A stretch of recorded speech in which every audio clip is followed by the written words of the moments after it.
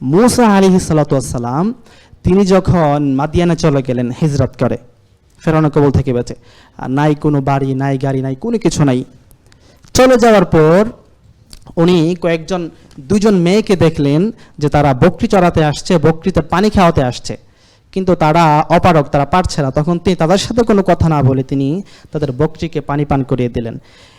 তো কূপের যে ঢাকনা আছে, এই ঢাকনাটা সরাতে প্রায় 10 জন লোকের প্রয়োজন হয়, কিন্তু উনি একাই এটা করলেন। এই জিনিসটা নোট করেছে তার সন্তানের ওই যে 2 নারী, তারা তাদের বাবাকে গিয়ে বলল, ইয়া আবাতি ইস্তাজিরহু, বাবা এই লোকটাকে আপনি কাজে নেন।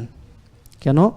ফা ইন্না খায়রা মান ইস্তাজারতাল কবিয়ুল আমিন, কারণ আপনার কর্মচারী হিসেবে এই যোগ্য, কারণ সে হচ্ছে শক্তিশালী, সে হচ্ছে বিশ্বাসী।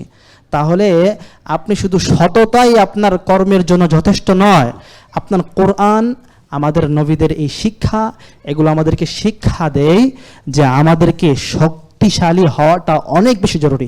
আর শক্তিশালী তো আমরা বসে থাকলে হবে না, শক্তির চর্চা না করলে তো শক্তি চলে যাবে, ব্যায়াম আমাদেরকে করতে হবে। জেকে লাইফস্টাইল, ওষুধ মুক্ত সুস্থ জীবন।